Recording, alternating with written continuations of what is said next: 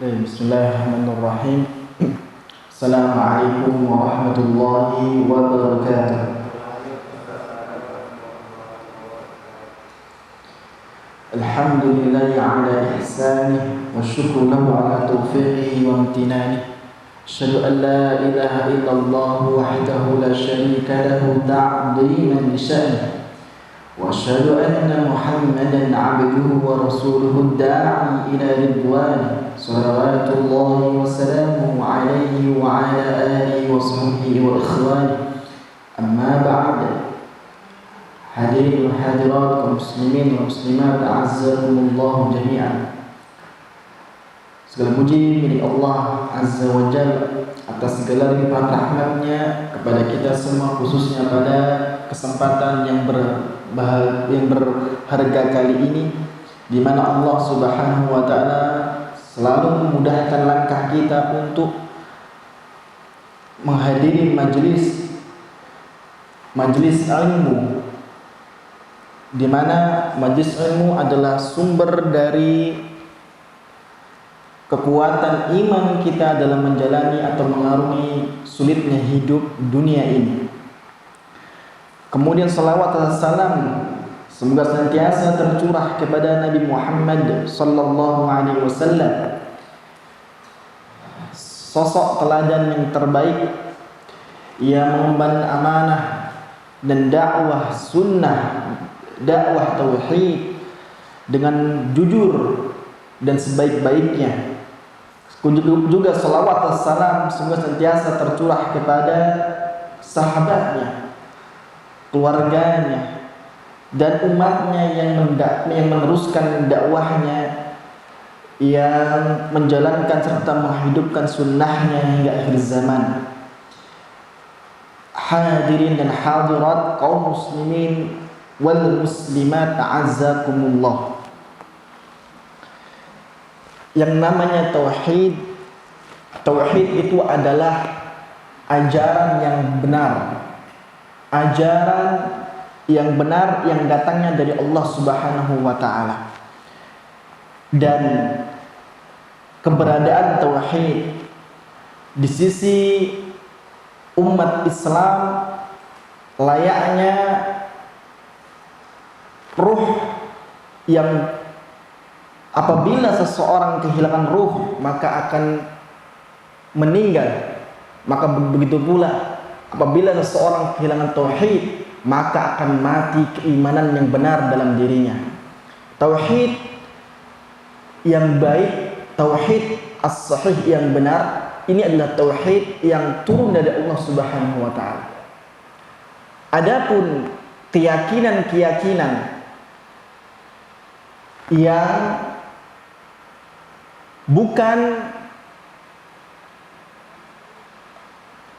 yang bukan berasal dari ajaran para nabi, keyakinan-keyakinan yang tidak pernah disampaikan dalam dakwah dan dipesankan dalam dakwah para nabi, ini adalah keyakinan-keyakinan yang berasal dari manusia, antar manusia yang bukan mulia, manusia biasa. Jadi yang namanya tauhid itu wahyu dari langit. Sedangkan keyakinan-keyakinan, anggapan-anggapan, keyakinan-keyakinan selainnya, ini selain dari tauhidnya, yang mentauhidkan Allah, ini dari bumi, bukan dari langit. Itulah apa yang disampaikan oleh Syekh Abdul Razzaq hafizahullah, wa kullu ma indan nas min aqaidin mughayiratin litauhidi wa munafiyatin lah fahiya aqidatun atau aqaidu nabidatun fil ardi ikhtaraha an-nasu wa ahdasuha wa aujaduha. Adapun keyakinan-keyakinan yang menyimpang dari ajaran tauhid, bahkan berlawanan dengan ajaran tauhid itu sendiri, adalah akidah yang muncul murni asalnya dari permukaan bumi, yang dibuat-buat oleh manusia itu sendiri, yang diada-adakan oleh mereka. Adapun tauhid, keyakinan yang benar. Jadi at-tauhid itu adalah sebuah keyakinan, tetapi keyakinan yang as-sahih, yang benar adalah allati aqidatun allati nazalat minas sama, keyakinan yang turun dari langit. Keyakinan yang turun dari langit.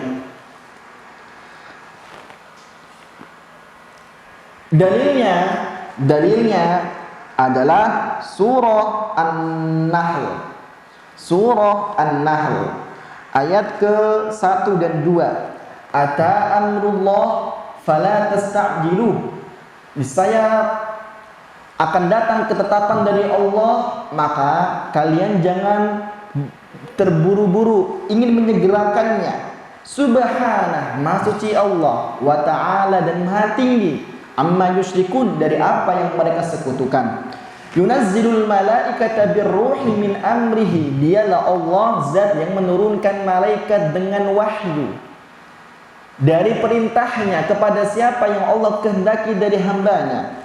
Apa itu perintahnya? Apa itu wahyunya yang turun dari langit sana? Allah Subhanahu wa taala terangkan, yaitu berupa berisi an andiru annahu la ilaha illa ana fattaqun, agar hamba-hamba yang mendapatkan pesan ini memperingatkan kepada yang lainnya bahwa tidak ada sesembahan yang berhak diibadahi dengan benar kecuali Allah, maka bertakwalah kepada Allah. Jadi namanya tauhid yang disebut sebagai akidah yang benar, mesti apabila ditelusuri dari mana dia berasal dan datang, maka akan didapati dia hanya berasal dari wahyu, dan wahyu tersebut turun dari langit melalui Jibril alaihissalam, malaikat Allah yang mulia. Adapun keyakinan-keyakinan selain tauhid, keyakinan-keyakinan yang batil, yang diada-adakan oleh manusia, yang katanya konon dari sananya, dari nenek moyang begitu, dan seterusnya, maka ini adalah keyakinan-keyakinan yang berasal dari permukaan bumi yang diada-adakan dan tidak pernah menyentuh langit. Sehingga yang akan diakibatkan dari keyakinan-keyakinan yang hanya dibuat-buat oleh manusia adalah kerusakan demi kerusakan. Kerusakan bukan kerusakan alam, tetapi kerusakan agama, kerusakan dalam beragama. Itulah yang kita dapati dari apa yang pernah dibantah dan dijawab oleh para rasul, para nabi, ketika mereka mendapati pengikut mereka masih menggunakan keyakinan-keyakinan orang-orang terdahulu, sama seperti orang-orang kita yang sampai dengan hari ini mereka masih bahkan menjamurkan keyakinan-keyakinan orang-orang dahulu. Mereka mengatakan kepada kaum mereka, itu adalah buatan manusia dan itu bukan dari wahyu, dan tidak ada kuasa Allah kepada manusia tersebut untuk membuat keyakinan-keyakinan tersebut. Sebagaimana yang jelas yang pernah dikatakan oleh Nabi Yusuf alaihissalam kepada teman dalam penjaranya, a'arbabun mutafarriqun, apakah sesembahan yang beragam itu, saudaraku, khairun, lebih baik, amillahul wahidul qahar, dibandingkan Allah zat yang maha esa dan lagi maha perkasa. Ma ta'buduna min dunihi illa asma'un sammaitumuha antum wa aba'ukum ma anzalallahu biha min sultan.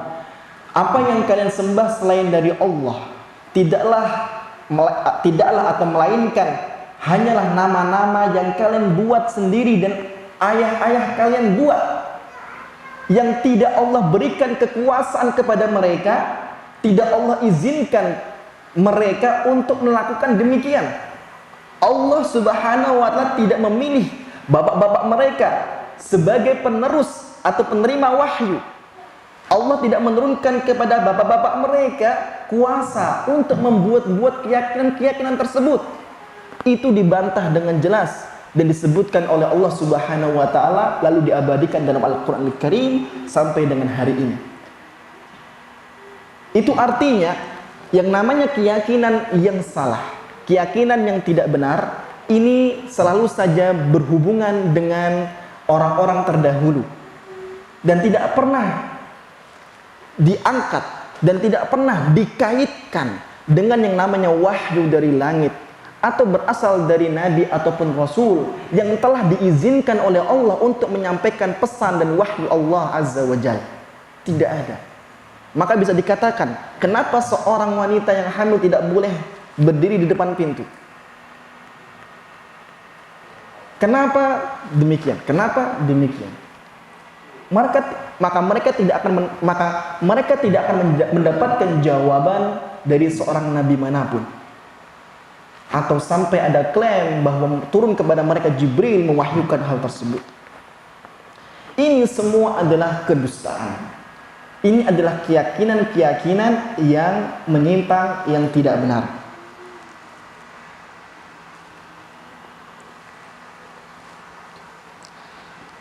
Taib. Lalu ikhwah sekalian, saudara-saudari kaum muslimin wa muslimat, a'azzakumullah.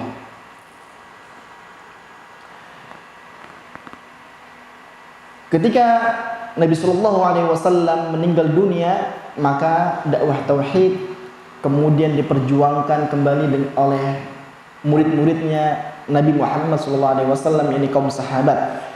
Kemudian diteruskan oleh tabi'in, lalu atba' tabi'in, kaum salafus saleh. Mereka ketika mendapati ada satu keyakinan yang menyelisihi wahyu, mereka segera membantahnya. Bahkan mereka segera memberikan penjelasan yang menyangkut keyakinan yang menyimpang ini. Maka zaman itu ketika ilmu tidak sebanyak, yakni ilmu tidak serumit pada hari ini, ilmu mereka jelas dan ilmu mereka tegas. Ketika mereka membantah yang namanya keyakinan-keyakinan yang batil, yang tidak benar, maka orang-orang akan jauh lebih percaya mereka daripada orang-orang selain mereka, karena mereka adalah murid yang langsung diasuh oleh Nabi Muhammad SAW. Sehingga apa yang disampaikan oleh mereka masih murni dan terbaik daripada selain mereka. Tapi seandainya orang-orang dahulu mereka mengikuti seluruh apa yang dinukilkan oleh kaum sahabat, kaum tabi'in, murid-murid sahabat sebagaimana mestinya, maka tidak akan tersisa keyakinan batil pada hari ini dan gak akan sebanyak pada hari ini. Hanya saja ada saja orang-orang yang melirik kepada selain sahabat, selain tabi'in, muridnya sahabat. Kira-kira apakah yang membuat mereka bisa melirik kepada selain sahabat dan muridnya sahabat? Padahal jelas secara logika yang dekat dengan Rasulullah adalah langsung para sahabat. Yang dekat dengan para sahabat adalah muridnya sahabat.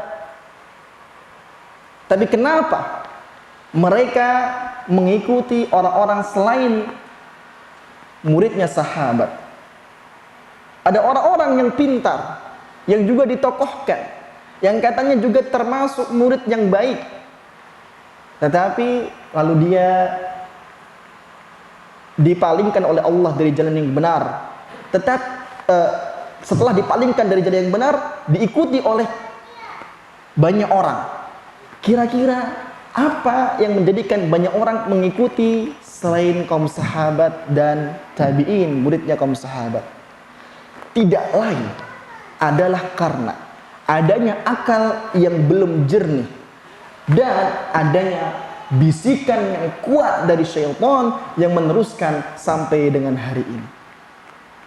Dan itu tidak akan berakhir karena syaitan masih diberi kesempatan Allah Subhanahu wa taala dengan pengalamannya yang begitu lama untuk menyesatkan manusia, khususnya dalam masalah akidah.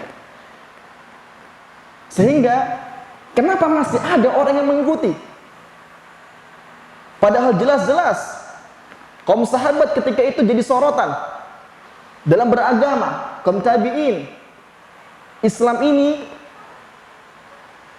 tauhidnya tidak serumit pada zaman kita. Tauhid di zaman mereka masih sangatlah jelas, gamblang.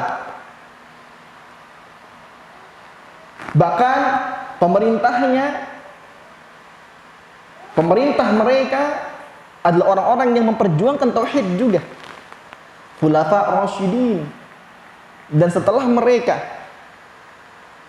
lalu bagaimana mungkin ada orang-orang yang malah mengambil selain mereka, bahkan berpendapat membunuh pemerintah yang resmi Utsman bin Affan, bahkan berpendapat membunuh Ali, bahkan berpendapat membunuh Umar bin Khattab.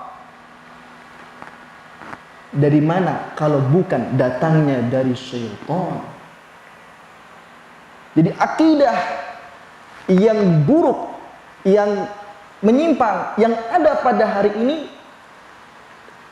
itu bukan bertanda akidah itu dibenarkan oleh Allah Subhanahu wa taala. Akidah itu masih ada karena ada syaitan yang masih membisiki manusia-manusia.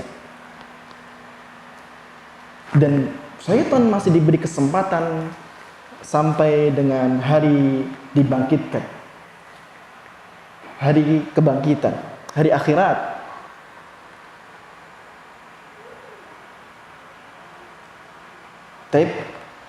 Maka disinilah seorang muslim hendaknya memilah mana akidah yang benar, mana akidah yang tidak benar. Karena selamanya akan ada akidah yang tidak benar. Bukankah Allah Subhanahu wa taala berfirman, "Wa innasyayatina la yuhuna ila awliyaihim liyujadilukum wa in ata'tumuhum innakum lamusyrikun." Sesungguhnya syaitan juga dapat mewahyukan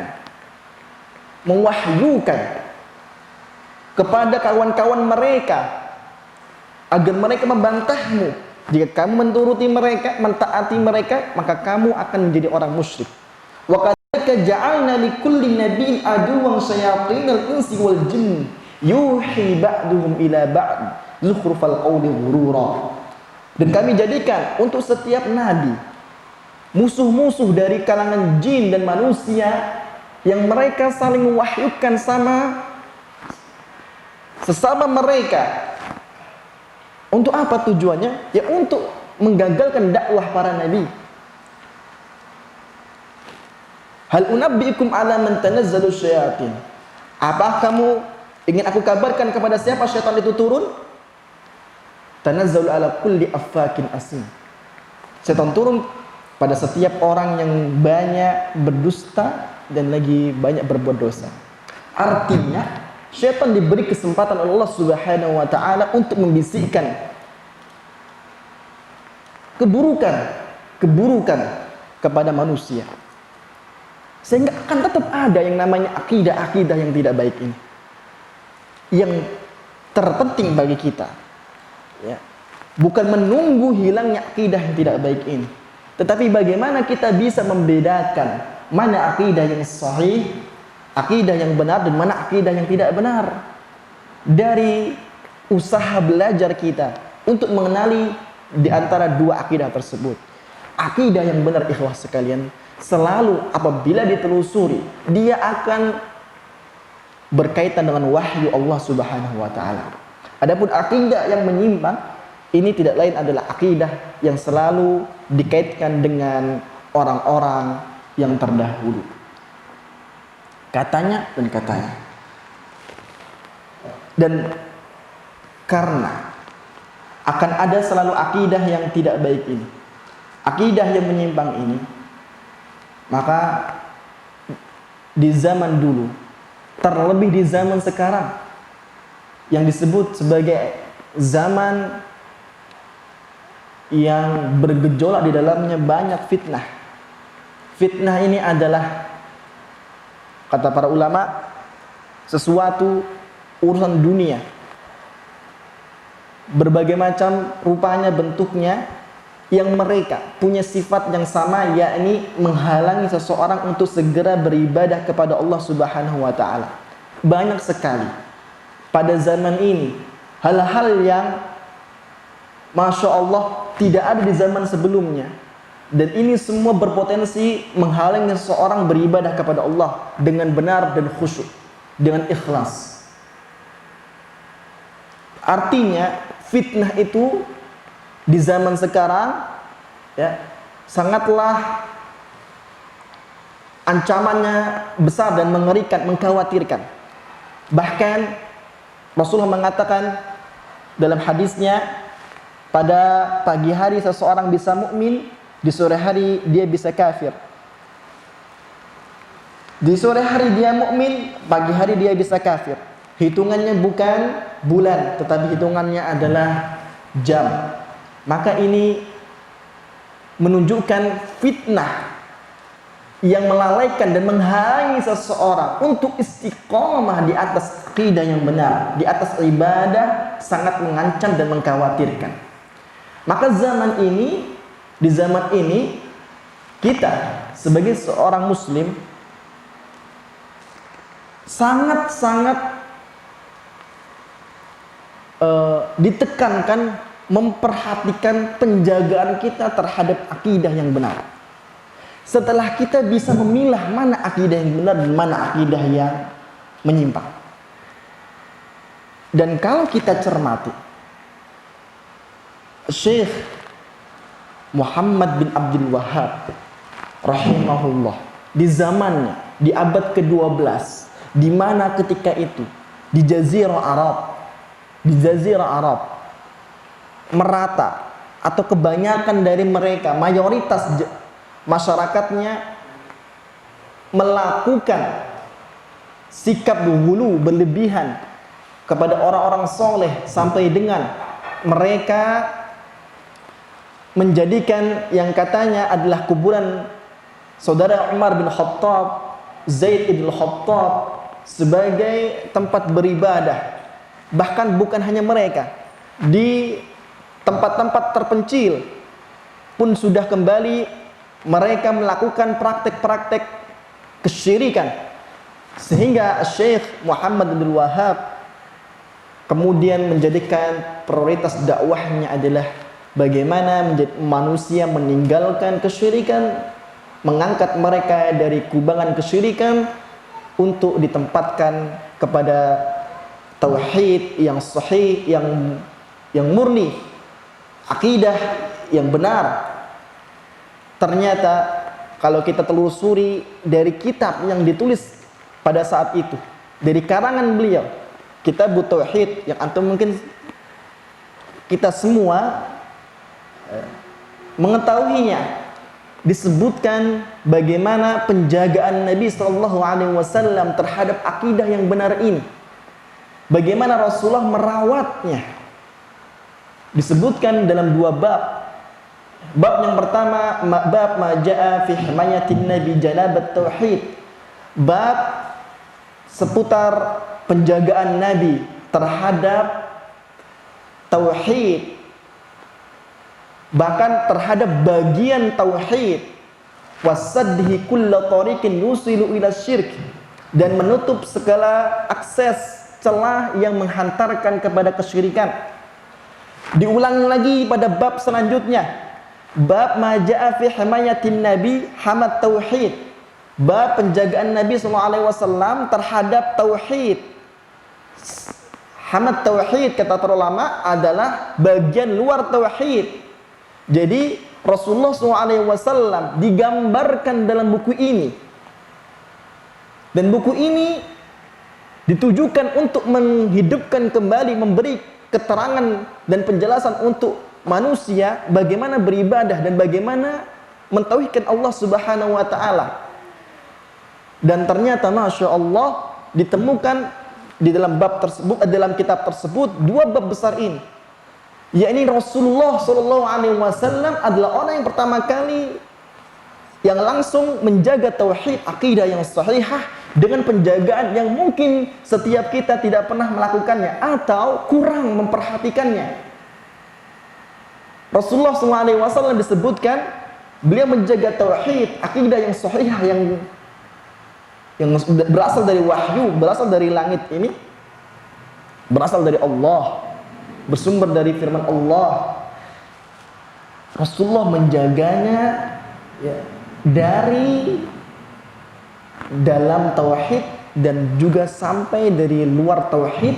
Bahkan para ulama tatkala membedakan antara janab dan hama dari maksud apa yang dituliskan judul oleh Syekh Muhammadul Wahab, ia menerangkan bahwa Rasulullah menjaga perkara-perkara ibadah yang kemudian dilanggar oleh manusia.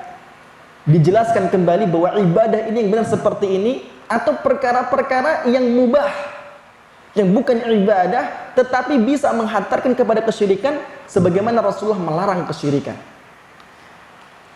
Jadi penjagaan Rasulullah SAW terhadap akidah yang sahihah itu, pemeliharaannya sampai dengan hal-hal yang memungkinkan, masih memungkinkan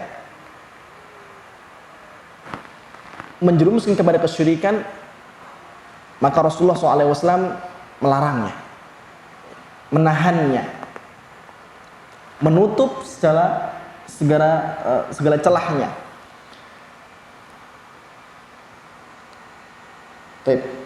Kalau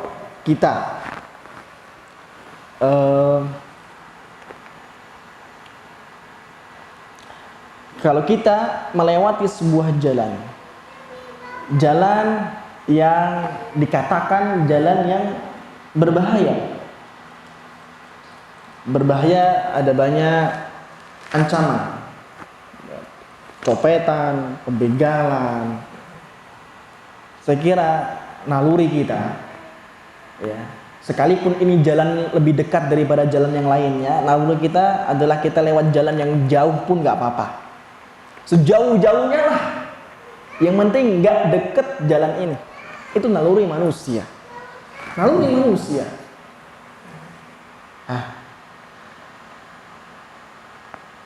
Cuma kadang naluri ini tidak terpakai begitu baik ketika dihadapkan dengan tauhid. Adapun Rasulullah SAW menjaga tauhid itu sampai dengan hal-hal yang boleh, tetapi punya potensi menghantarkan kepada kesyirikan. Rasulullah dengan tegas melarangnya. Apalagi hal-hal yang bukan lagi dianggap berpotensi, tetapi hal-hal yang sudah berbau kesyirikan, maka Rasulullah semakin tegas melarangnya. Di dua judul bab dalam buku Kitab Tauhid ini menerangkan dua penjagaan Rasulullah SAW. Ketika ada sebuah ibadah loh ya, sebuah ibadah, tetapi masih bisa menjadikan seseorang terjerumus kepada kesyirikan, Rasulullah larang. Dan penjagaan yang kedua, ada hal-hal yang mubah, bukan ibadah, tetapi berpotensi menjerumuskan kepada kesyirikan, Rasulullah larang. Nah, coba sore kali ini kita angkat gambaran kita terhadap dua penjagaan tersebut, dua pemeliharaan tersebut. Karena apa yang bisa atau apa yang diajarkan Rasulullah SAW di zamannya, yang kemudian bisa menutup celah sampai dengan kaum sahabat setelahnya, bahkan murid-murid sahabat setelahnya, terjaga tauhid mereka, itulah yang bisa menjaga tauhid kita pada zaman-zaman yang bercampur aduk mana yang syirik, mana yang tauhid. Yang katanya tauhid, bungkusnya ternyata isinya syirik. Baik. Sebagai contoh, sebuah hal yang mubah tetapi Rasulullah larang karena mengandung unsur kesyirikan atau berpotensi pada kesyirikan. Hadis Abdullah ibn Sikhir, riwayat Abu Dawud dengan sanad yang sahih. Intalaqtu fi wafdi Bani Amir ila Rasulillah sallallahu alaihi wasallam. Aku pergi bersama utusan Bani Amir. Siapa? Abdullah bin Sikhir, menuju Rasulullah sallallahu alaihi wasallam. Faqulna, ketika itu kami katakan, ketika bertemu Rasulullah saat itu, Sayyidana, anta sayyiduna, engkaulah tuan kami. Maka Rasulullah mengatakan, faqal as-sayyidullahu tabaraka wa ta'ala. Tuan itu hanya Allah. Qulna, lalu kami merubah ucapan kami dengan mengatakan, wa anta afdaluna fadla wa a'dhamuna qawla. Kalau begitu, engkau ya Rasulullah orang yang paling utama dan yang paling agung perkataannya di antara kami. Maka Rasulullah SAW menanggapi mereka, qulu biqaulikum, sudahlah, ucapkan perkataan sewajarnya, perkataan biasa. Wala yastajriyannakumus syaitan, jangan jadikan syaitan mendapatkan kesempatan untuk mempelintir perkataan kalian. Bukankah Rasulullah sallallahu alaihi wasallam dalam hadis yang lain mengatakan, ana sayyidu waladi bani Adam wala fakhr. Aku ini adalah tuannya anak cucu Adam dan tidak ada kesombongan. Artinya, kata para ulama, karena berdasarkan kepantasan dan layaknya Rasulullah sebagai pimpinan cucu Bani Adam, cucu anak Adam. Rasulullah mengatakan, ana sayyidu waladi Bani Adam. Tetapi ketika itu disampaikan di hadapan Rasulullah, dan Rasulullah yang menilai, karena apabila yang menilai kita, yang terjadi kita dengan Bani Amir sama, akan mengatakan anta sayyiduna.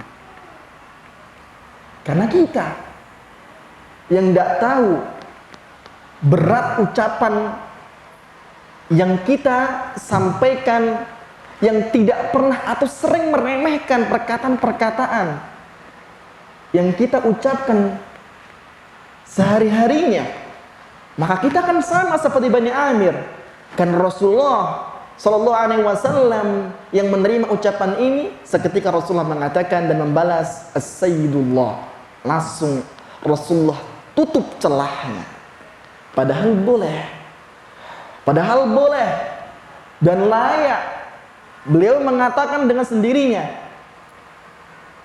Jadi jangan bermudah-mudahan lah ya, dengan panggilan-panggilan yang menunjukkan keagungan dan kemuliaan, bahkan bisa mengantarkan kepada pengkultusan.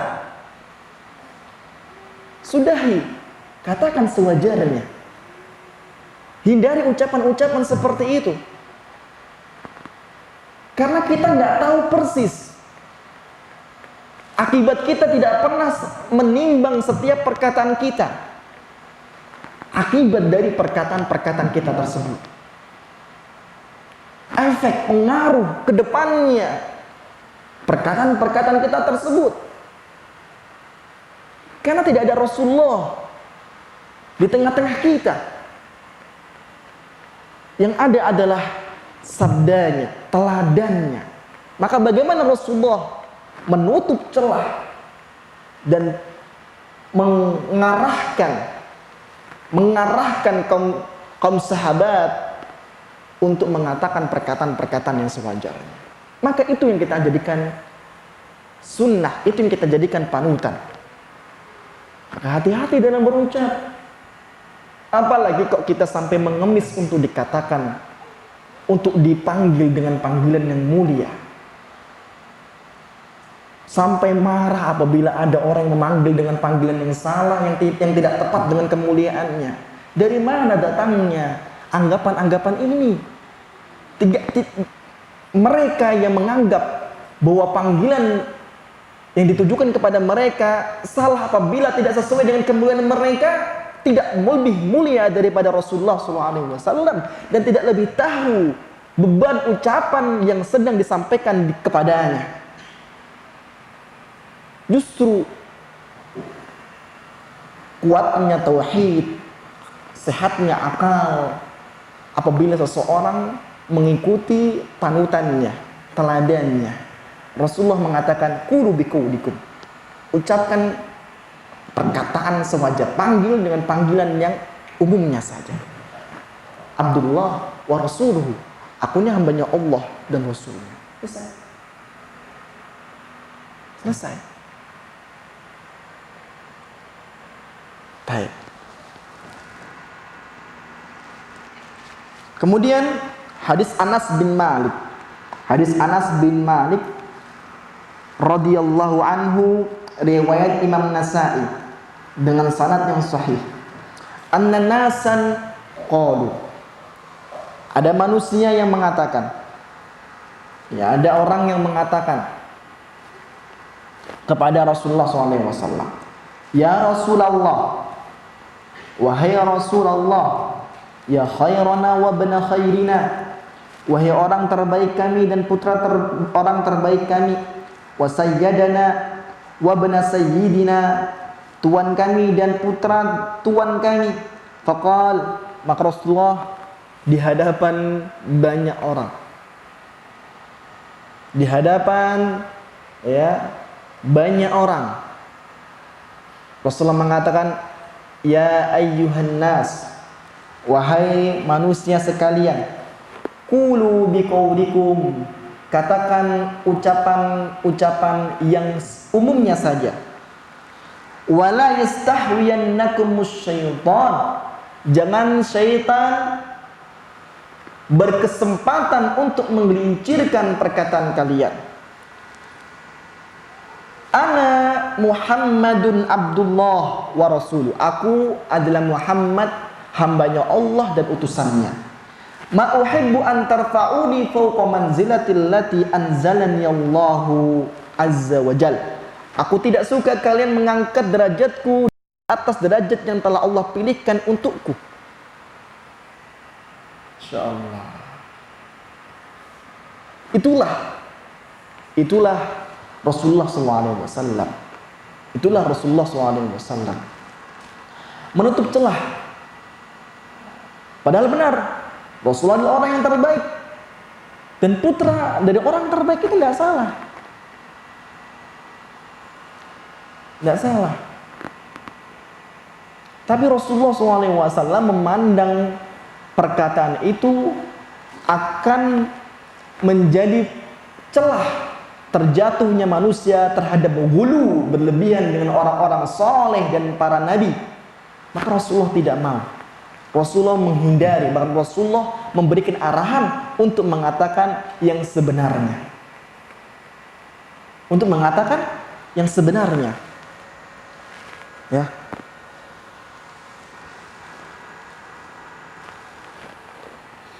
Tayyib, Masya Allah. Seandainya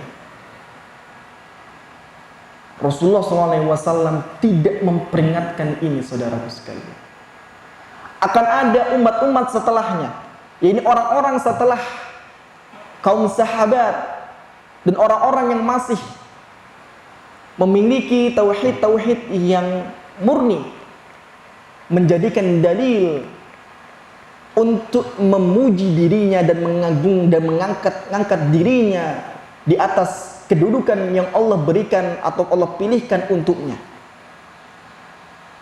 Seandainya Rasulullah tidak melarang ini, maka akan ada di tengah-tengah umat ini apa yang pernah terjadi di tengah-tengah Bani Israel dari kalangan kaum Nasrani yang mereka terjatuh dalam berlebihan dan bersikap ghulu, bahkan sampai menjadikan Tuhan nabinya, menjadikan nabinya sebagai sesembahan selain Allah, hanya gara-gara perkataan mereka yang dibiarkan, atau perkataan mereka yang mereka terus sampaikan kepada orang-orang setelahnya, perkataan yang berbahaya, perkataan yang berbahaya, bahkan pujian-pujian yang berlebihan, pujian-pujian yang berlebihan. Karena Rasulullah SAW, ya, tatkala Rasulullah SAW menyinggung apa yang pernah ada pada pada kaum Nasrani, mereka ini adalah berlebihan dalam memuji nabinya, sehingga akhirnya apa? Dibiarkan. Apakah akan berakhir pujian tersebut? Tidak. Pujian tersebut menyeret mereka sampai dengan hari ini mentuhankan nabi mereka.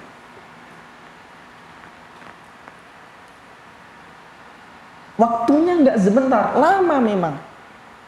Tapi itulah yang namanya celah. Rasulullah SAW menutupnya sejak pertama kali diucapkannya ucapan yang berlebihan seperti itu. Nah, jadi jangan sampai atas dasar cinta, atas dasar klaim mengakui cinta Rasul, kita dibolehkan berlebihan dalam memujinya. Jangan. Kenapa? Karena cinta kita lebih berhak untuk ditaruh pada hadis yang Rasulullah SAW mengatakan, qulu biqaulikum, katakan dengan perkataan umumnya, ana Muhammadun Abdullah wa Rasuluhu, aku adalah Muhammad, hambanya Allah dan Rasulnya. Padahal pujiannya pujian yang benar, pujian yang secara tersirat adalah pujian yang benar, yang boleh. Tuhan kami, orang terbaik kami. Lalu bagaimana apabila Rasulullah Sallallahu Alaihi Wasallam hidup di zaman ini, ikhwah sekalian? Ada begitu banyak pujian-pujian, la haula wala quwwata illa billah, yang dianggap berlebihan, bahkan sampai dengan menyetarakan Nabi Muhammad SAW dengan Allah, yang lalu mereka mengatakan ini sebatas cinta.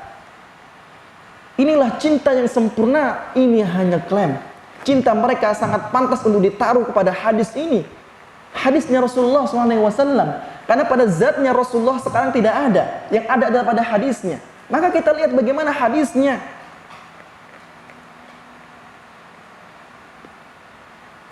Itulah akidah yang sahihah selalu dikaitkan dengan hadis dan wahyu. Akidah yang menyimpang selalu dikaitkan dengan perasaan dan akal, dan itu semua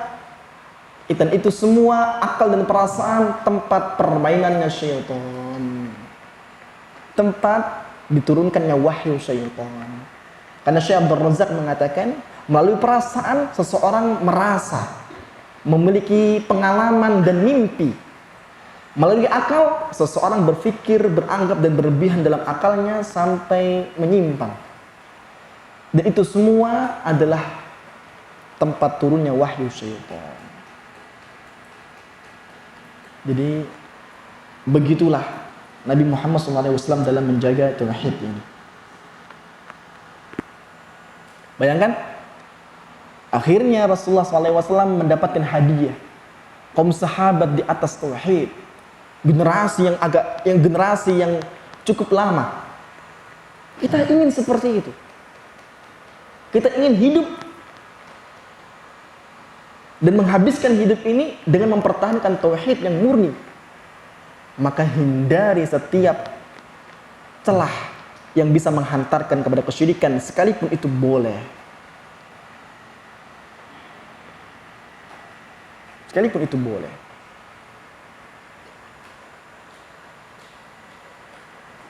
Apalagi tidak ada penilai sekarang. Tidak ada penilai yang layak. Yakni ketika ucapan-ucapan pujian, panggilan yang ucapan atau panggilan setinggi langit, tidak ada penilai yang layak. Ada orang yang mengatakan itu masih wajar. Ada orang yang mengatakan itu sudah berlebihan. Ada orang yang mengatakan itu mah layak dia mah. Dia keturunan A, dia keturunan B. Perhatikan. Nggak ada penilai yang layak. Kenapa kita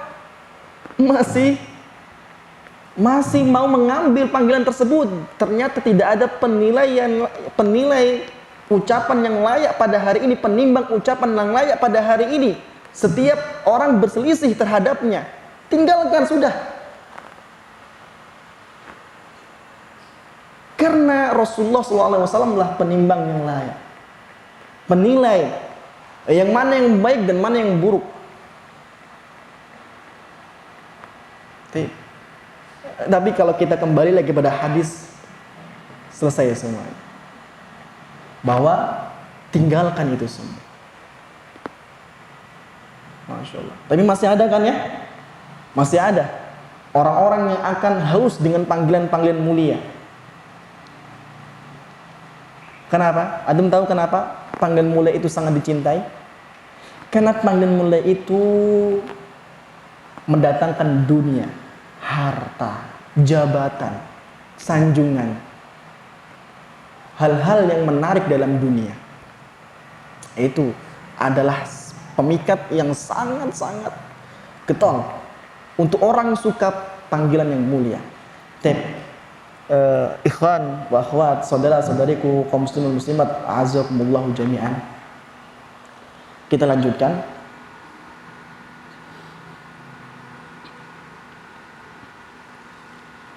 Ya. Nasara mengatakan Isa siapa? Ibnullah. Anaknya Allah. Bahkan ada yang mengatakan, karena alirannya aliran Nasrani pun berbeda-beda. Ada yang mengatakan Isa itu Allah. Ada yang mengatakan Isa itu Ibnullah. Ada yang mengatakan Isa itu adalah Trinitas. Itu dari apa? Kata Rasulullah, la tutsruni kama atratin nasara Isa bin Maryam. Jangan kalian melampaui batas terhadapku, memujiku berlebihan. Dari memuji, sebagaimana Bani Israel atau Nasrani memuji Isa berlebihan, dihukum oleh Allah apa? Dihukum oleh Allah.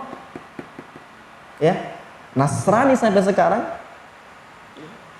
tidak terlepas dari ikatan kesyirikan, tidak bisa melepaskan belenggu kesyirikan. Antara disebut sebagai anak Allah, Allah punya anak.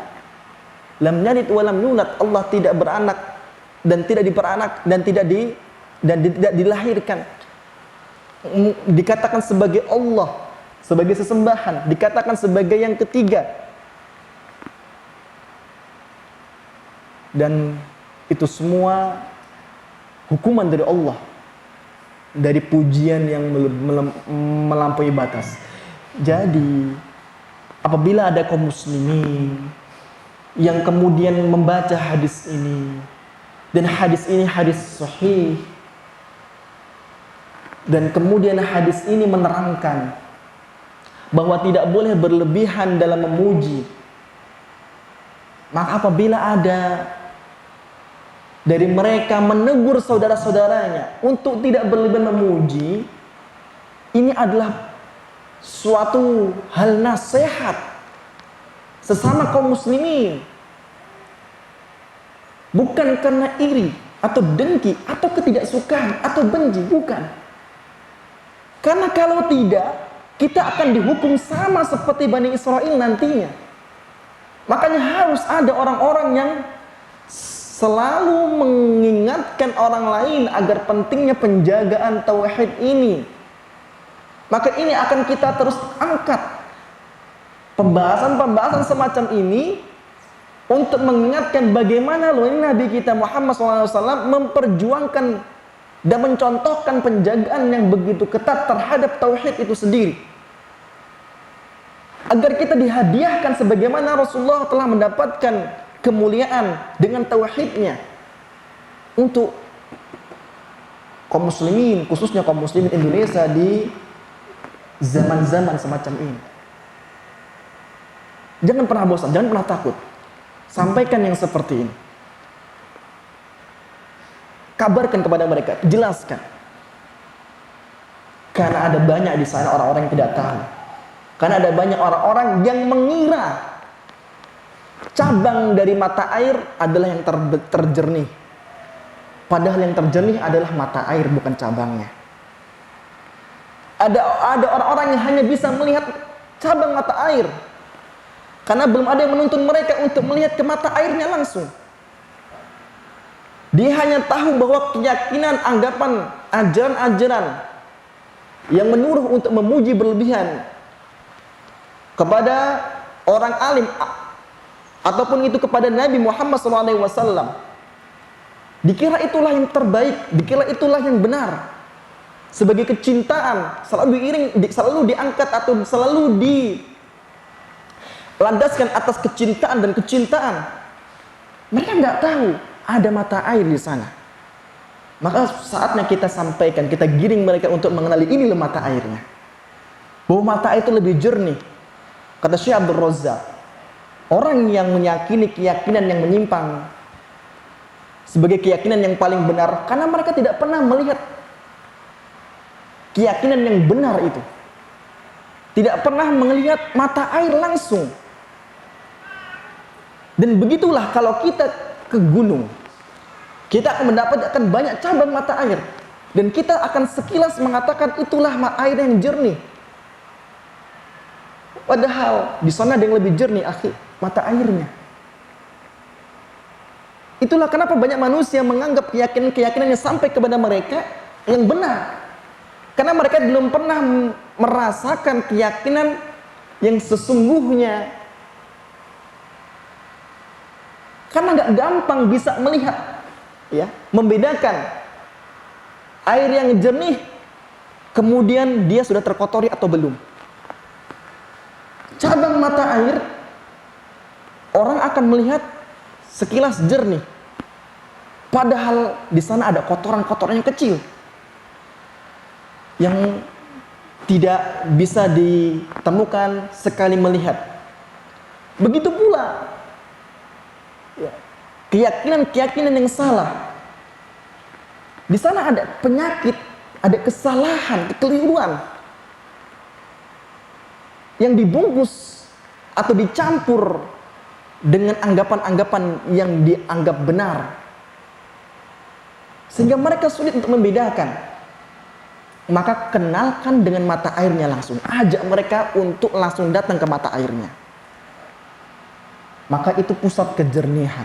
Datangkan kepada sumber wahyunya, hadisnya, sentuhkan mereka kepada hal tersebut.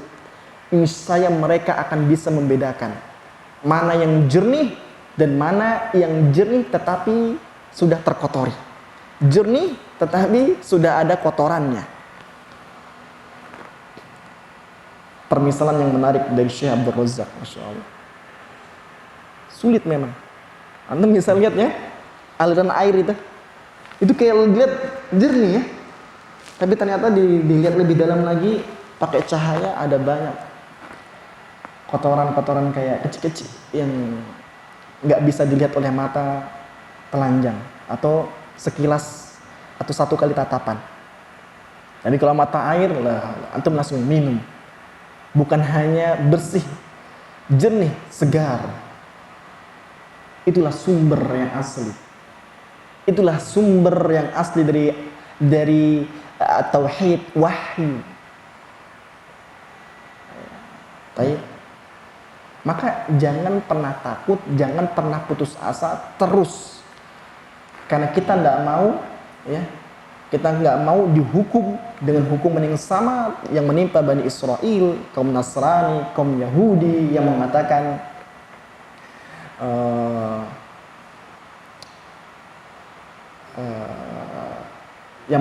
orang-orang soleh mereka adalah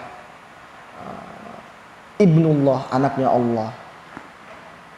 Bahkan sampai menyembah atau menjadikan mereka sesembahan selain Allah.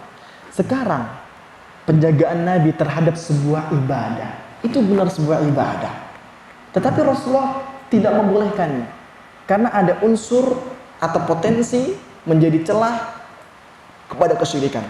Dalam hadis berikut ini, hadis Abi Hurairah radhiyallahu anhu, Rasulullah SAW bersabda dengan sanad yang sahih dan perawinya thiqat, la taj'alu buyutakum kubura, jangan kalian menjadikan rumah-rumah kalian sebagai kuburan, wala taj'alu qabri aida, dan jangan kalian jadikan kuburanku sebagai aid, sebagai tempat perayaan, tempat yang terus dikunjungi berulang kali. Wasallu alayya, berselawatlah atasku, fa inna salatakum, karena sesungguhnya selawat kalian tabluguni, sampai dengan kepadaku, haitsu kuntum, dimanapun kamu berada. Hadis ini kandungannya yang akan kita jadikan faidah pada sore hari ini. Rasulullah mengatakan, jangan kalian jadikan kuburanku, jangan kalian jadikan rumah kalian sebagai kuburan, rumah yang nggak pernah ada bacaan Quran, rumah yang nggak pernah ada sholat dan ibadah-ibadah lainnya seperti halnya kuburan. Dan jangan, inilah syahidnya, dalilnya, jangan kalian jadikan kuburanku itu sebagai id. Id itu adalah lima ya'udu wa yatakarrar, ka'idul adha wa idul fitri, untuk sesuatu yang kejadiannya berulang dan kembali, seperti Idul Adha, Idul Fitri. Jangan jadikan kunjungan kalian terhadap kuburanku berulang kali, bahkan menjadikannya sebagai tempat perayaan. Bukankah saudara-saudariku a'azzakumullah, yang namanya ziaratul kubur ibadah? Ya, ibadah itu sunnah.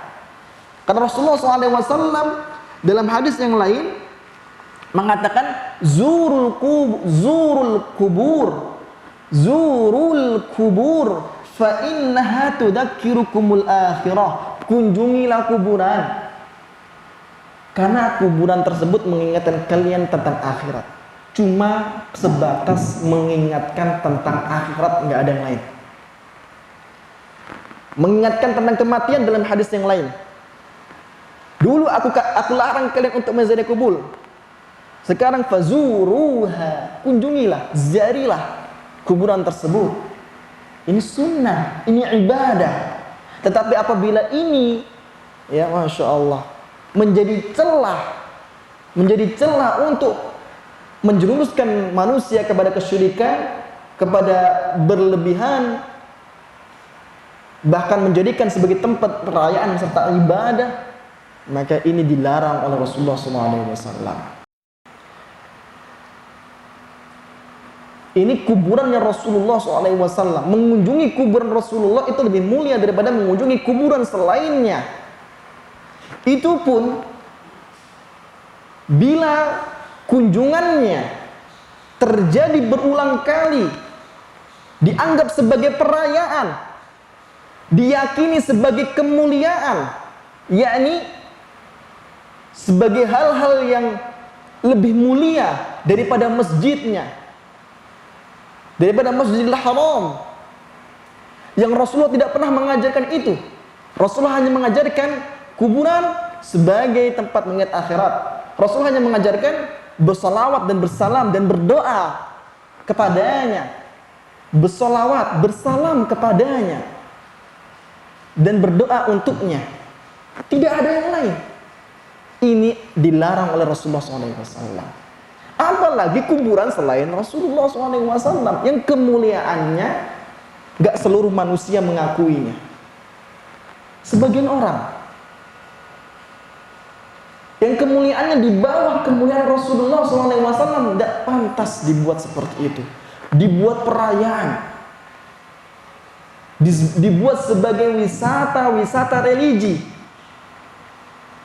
Yang itu bukan hanya wisata, beribadah di tempat-tempat seperti itu. Makbarah, kuburan-kuburan yang dianggap sebagai wali, dianggap sebagai tokoh agama, dan itu bukan Rasulullah SAW. Hadis ini menerangkan kuburannya Rasulullah Sallallahu Alaihi Wasallam, bukan selainnya. Kalau dijadikan seperti itu, Rasulullah melarangnya. La taj'alu qabri 'aidan. Jangan jadikan kuburanku sebagai tempat perayaan. Baik. Bahkan saya bacakan di sini Imam Ibnu Utsaimin pernah mengatakan, ya, فإذا اعتاد الإنسان أن يعمل عملا كما لو كان كلما حال عليه الحول صنع طعاما ودعا الناس فهذا يسمى عيدا. Kalau pengen tahu yang mirip dengan Aid, dan itu nampaknya ada di negeri kita, adalah apabila manusia terbiasa untuk melakukan sebuah acara dan membuat makan-makan apabila telah sampai dengan hitungan setahun setelah meninggalnya orang yang dianggap mulia oleh mereka, dan mengundang para manusia untuk menghadirinya. Ini disebut Aid. Ini disebut Aid, perayaan. Li'annahu ja'alahu ya'udu wa yatakarrar. Karena sebab semua itu, bagian acara semua secara utuhnya, itu semua menjadikan manusia kembali dan berulang melakukan perbuatan-perbuatan demikian. Wa kadzalika min al-'id, termasuk dari 'id an ta'tada syai'an fataraddada ilaihi mislu ma yaf'alu ba'dul jahala fi syahr Rajab, huwa ma yusamma bi ziyarati rajabiyyah, haitsu yadhhabuna min Makkah ila al-Madinah wa yazuruna kama za'amu qabran nabi, wa idza aqbalu 'ala al-Madinah tasma'u lahum siyahan wa kanu sabiqan yadhhabuna min Makkah ila al-Madinah 'ala al-hamir khasatan walamma ja'at as-sayyaratu saru yadhhabuna 'ala as-sayyarat. Dulu termasuk Id adalah apa yang ada pada hari ini yang dilakukan oleh orang-orang yang tidak tahu bagaimana aturan dalam agamanya. Di bulan Rajab yang disebut dengan ziarah wisata Rajabiyah, mereka pergi dari kota Makkah ke kota Madinah, mereka mengunjungi sebagaimana anggapan mereka kuburan Nabi sallallahu alaihi wasallam. Mereka menemui Madinah, masuk ke kota Madinah sambil berteriak cinta Nabi. Dan mereka dulu, ini sudah lama, berlanjut sampai sekarang. Jadi sampai zaman beliau Syekh Muhammad bin Shalih Al-Utsaimin, beliau mengatakan ini ketika beliau mendapatinya masih dilakukan. Kata beliau, dulu sebelum mereka dari Mekah ke Madinah melakukan hal yang sama, cuma beda tunggangan. Mereka menaiki keledai secara khusus dan tidak yang lain. Kali ini karena sudah ada mobil, mereka pakai mobil. Nah, bayangkan, apalagi di negeri ini, apalagi di negeri kita ini, banyak sekali. Kalau saya tidak salah, saya masih ingat salah satu masjid di kota Jambi, di Moro Jambi. Bayangkan, pokoknya di tempat kita inilah. Masya Allah, besar. Saya kira adalah tabungan umroh, ternyata tabungan wisata religi. Targetnya Masya Allah lengkap, sampai yang meninggal akhiran dan disebut wali dimasukkan sebagai golongan-golongan orang-orang mulia yang menjadi target wisata. Umroh nantilah. Itu dibuat laporan tabungannya, berarti terstruktur. Artinya ya ikhwah sekalian, ini sudah dianggap sebagai perayaan. Kita lanjutkan hadis ini. Karena hadis ini berkaitan dengan ya penjelasan yang lebih rinci lagi ketika Rasulullah mengatakan sallu alayya, berselawatlah kepadaku, fa inna salatakum tabalughuni haitsu kuntum. Karena salawat kalian itu sampai kepadaku dimanapun kalian berada. Jadi dari tempat jauh pun kalian berselawat kepadaku sampai dimanapun kalian berada. Nggak perlu kalian datang ke kuburanku untuk berselawat. Padahal termasuk yang dibolehkan dan termasuk hal-hal yang boleh dilakukan dalam berziarah kubur adalah berselawat.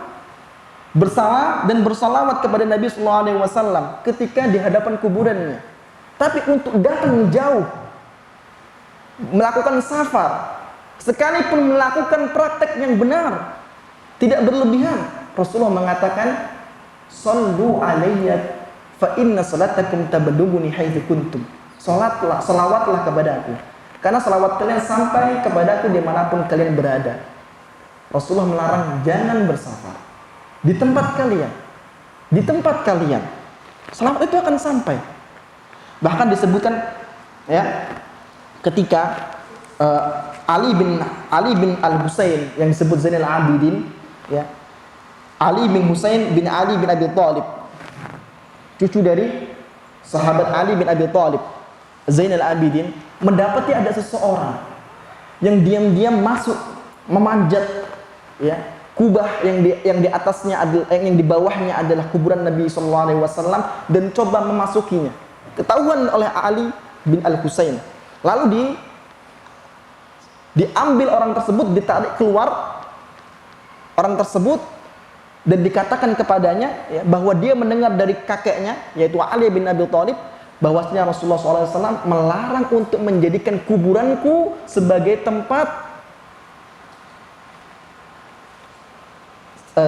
Rasulullah melarang untuk menjadikan kuburanku sebagai Eid. Bahkan dia mengatakan ma anta wa man fil andalusi illa sawa. Kamu itu yang kesini dan sama orang-orang kamu yang di Andalus sana sama saja. Jadi nggak ada keistimewaannya Anda datang hanya untuk bersolawat kepada Nabi sallallahu alaihi wasallam. Justru itu termasuk yang dilarang, sebagaimana Rasulullah SAW mengatakan la taj'alu qabri 'ida. Jangan kalian jadikan kuburanku sebagai 'id. Maka kata Ali bin Al-Husain, kamu dengan orang-orang yang di Andalus, seperti dari Andalus, itu sama saja. Kamu berselawat dari sana sampai kepada Rasulullah SAW, memuliakan Rasulullah SAW. Berarti orang ini dalam dirinya ada keyakinan bahwa berselawat langsung di hadapan kuburannya lebih mulia daripada berselawat di tempatnya sana di Andalus. Dan ini tidak pernah diajarkan. Dan ini kalau dibiarkan menjadi berlebihan. Anggapan-anggapan ini dibiarkan akan menjadi berlebihan. Makanya ditangkaplah laki-laki ini lalu dikasih tahu bahwa itu tidak boleh. Rasulullah memberitakan itu tidak boleh. Rasulullah memberitakan itu tidak boleh. Itu benar yang dilakukan, berselawat. Lalu bagaimana kalau sampai sekarang sebagian kaum muslimin ke sana lalu berlebihan dalam berziarahnya, menangis, mengusap-ngusap sampai dengan mengambil bekas-bekas, berusaha merusak sebagian bukan dari kuburan, cuma pagar yang dianggap berkah oleh mereka. Begitu bahaya. Begitu bahayanya perkara-perkara ini. Padahal termasuk ibadah. Kalau ini tidak dilakukan sesuai dengan batasan syariat Nabi Muhammad SAW. Apalagi selain dari kuburan Nabi Muhammad SAW. Bayangkan ya. Baik. Pertemuan kita kali ini kita akan akhiri dengan satu lagi apa yang pernah Rasulullah SAW jelaskan kepada beberapa sahabatnya. Rasulullah orang yang mulia, orang yang dijanjikan surga, yang di tangannya ada syafaat, diberi izin untuk memberikan syafaat kepada orang-orang yang dipilih nanti, atau yang terpilih pada hari akhirat nanti. Maka orang-orang sahabat melihat Nabi Muhammad SAW sebuah kesempatan untuk diselamatkan dari neraka. Makanya mereka beberapa kali mendapati, ya Rasulullah doakan saya, ya Rasulullah doakan saya. Apa? Agar bisa menemanimu di surga, agar bisa selamat dari neraka. Doakan saya Rasulullah. Ini kesempatan, Rasulullah ada di tengah-tengah mereka. Orang soleh yang Masya Allah paling soleh di antara kita. Maka Rasulullah SAW adalah orang yang jujur dalam berdakwah. Beliau mengatakan, ya, dalam sebuah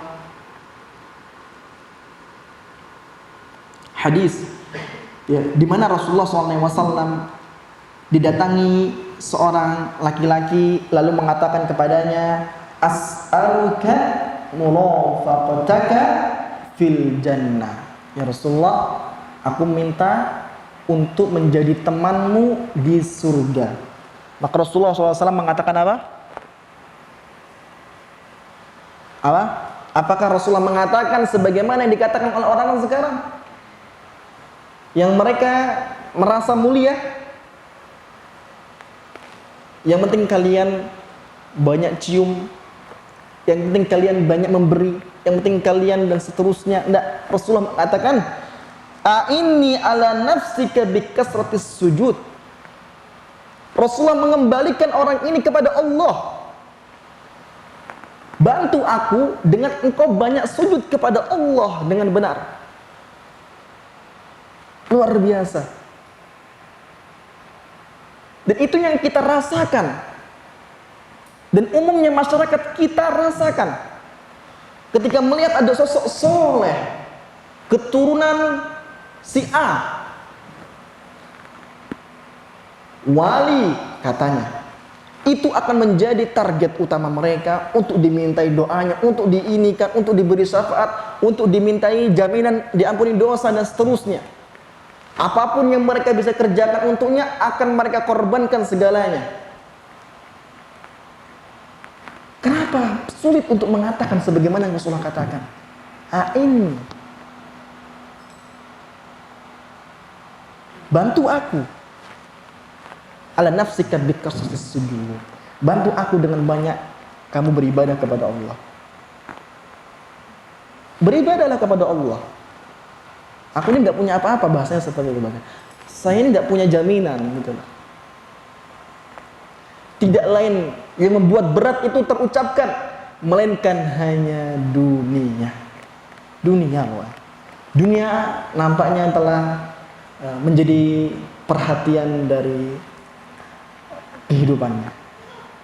Berat. Kalau dunia yang menjadi perhatiannya berat, tidak mudah. Taufik Allah itu mahal. Dia belajar akidah yang benar supaya bisa mendapatkan taufik Allah yang seperti ini. Tayyib. Bahkan ada yang mengatakan dari hadis Abi Hurairah radhiyallahu anhu, yang mengatakan, man as'adun nasi bi syafa'atika ya Rasulullah. Karena mereka para sahabat melihat Rasulullah ini kesempatan untuk menyelamatkan diri mereka dari api neraka dan sukses memasuki surga. Maka para sahabat sering mengatakan seperti ini atau melontarkan permintaan seperti ini. Di antaranya Abu Hurairah mengatakan, ya Rasulullah, siapa orang yang paling bahagia dengan syafaatmu kelak? Kalau orang sekarang, mau syafaat saya, mau dapat syafaat, kalau kamu nggak menurut dengan ini, kalau kamu nggak menghormati, nggak dapat syafaat kamu. Kamu nggak menghormati keturunan A, B, C, siap-siap kamu diharamkan syafaat. Syafaatnya siapa? Rasulullah yang dijamin syafaat ini diminta keterangan oleh kaum sahabat, siapa yang paling pantas berbahagia dengan syafaatmu kelak ya Rasulullah? Maka Rasulullah mengatakan, as'adun nasi bi syafaati man qala la ilaha illallah khalisan min qalbi. Barang yang bahagia, yang pantas berbahagia dengan syafaatku kelak adalah yang mengucapkan la ilaha illallah tulus ikhlas dari hatinya. Dikembalikan kepada Allah Subhanahu wa taala. Bukan ambil kesempatan, bukan ambil kesempatan dalam kesempitan. Maka yang seperti ini, ikhwah sekalian, itu diantara apa yang menjadi perhatian Rasulullah SAW terhadap tauhid ini, dan ini menggambarkan bentuk penjagaan Rasulullah SAW yang sempurna terhadap tauhid. Maka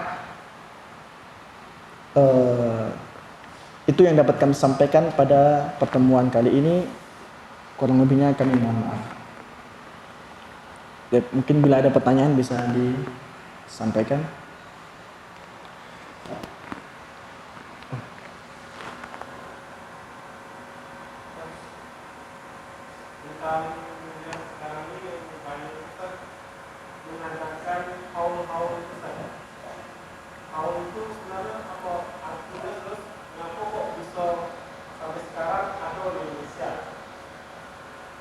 Ya. Haul itu maksudnya tahunan. Mungkin maksud umumnya adalah sudah sampai hitungan tahun setelah wafatnya orang-orang yang mulia. Makanya diadakan haul. Nah, seperti itu ya. Dari mana asalnya? Yang jelas bukan dari sunnah yang sahihah. Bukan dari ajaran atau akidah yang berlandaskan wahyu. Maka inilah ajang atau aplikasi upaya mengamalkan apa yang kita dapatkan dari kajian sore hari ini adalah, coba kita bisa pastikan dari mana acara-acara semacam itu ada, haul dan seterusnya. Apakah mereka bisa mengatakan itu dari Rasulullah SAW? Apakah bisa mengatakan itu bersumber dari wahyu Al-Quran dan As-Sunnah? Maka mereka akan bisa mengatakan kata ulama, dan ulama manusia. Artinya tidak ada silsilah ucapan mereka sampai dengan langit. Itu sudah satu indikasi bahwa keyakinan anggapan itu adalah anggapan yang tidak sahih, anggapan yang menyimpang. Yang mohon maaf, tidak bisa dibuktikan. Mau gimana lagi gitu loh. Ya, kalau mereka bisa bertanggung jawab bahwa haul itu dari langit, ada wahyu yang menerangkan demikian, ada hadis, ada prakteknya para sahabat. Soalnya ini tentang sebuah keyakinan, bukan hanya sebuah amalan, acara. Bukan. Sebuah keyakinan bahwa hal yang seperti ini termasuk disyariatkan, maka mereka akan merasa kesulitan. Jika ternyata akhirnya hanya kata yang ujung-ujungnya adalah manusia, itu berarti bertanda atau indikasi pertama bahwa ini adalah pernyataan atau keyakinan yang tidak benar. Karena keyakinan yang sahih, keyakinan yang benar, akidah sahih itu mesti ada landasannya dari Al-Quran dan Sunnah. Seperti itu. Dari mana dan kapan dimulai saya belum tahu persis. Cuma kalau mau dicek, mau ditelusuri, silakan. Nanti kalau misalkan ujungnya tidak berlandaskan dalam Al-Quran dan Sunnah, itu indikasi pertama dari keyakinan tersebut tidak benar. Amalan tersebut tidak sesuai dengan syariat yang murni dari Nabi Muhammad SAW. Walaupun banyak orang yang melakukan, walaupun dikatakan tokohnya yang melakukan. Karena agama ini bukan dilihat kebenarannya dari orang, tapi agama ini kebenarannya dilihat dari nas, dalil Al-Quran dan Sunnah. Kalau orang, Rasulullah telah meninggal dunia, jadi tidak ada lagi kesempatan orang untuk jadikan dalil, karena Rasulullah telah meninggal dunia. Yang ada adalah hadisnya, yang ada adalah ayat-ayat Al-Quran Al-Karim. Maka kita kembalikan. Dan ini tidak sulit lah. Maksudnya memahami hadis-hadis akidah ini nggak sulit. Nggak serumit nasnya, bermakna dua, bercabang, seperti halnya kasus-kasus hadis-hadis fikih. Seperti ini jelas, la taj'alu qabri ida. Jelas. Jangan jadikan kuburku sebagai perayaan. Anta sayyiduna as-sayyidullah. Jelas. Antum bisa buktikan. Hadis-hadis tauhid itu jelas. Hadis-hadis yang mengusung akidah dan Al-Qur'an itu jelas, yakni tidak bermakna dua. Tidak ada kemungkinan-kemungkinan. Maksudnya ya, menggambarkan dengan gamblang dan mudah, bahasa yang langsung dapat dimengerti. Itu adalah salah satu kelebihan akidah sahihah yang diterangkan oleh Al-Quran dan Sunnah. Seperti itu. Ya, jadi mungkin itu yang dapat kami sampaikan. Naqtatim liqa'ana hada bidu'atil majlis. Subhanakallahumma wa bihamdika asyhadu an la ilaha illa anta astaghfiruka wa atubu ilaik. Assalamualaikum warahmatullahi wabarakatuh.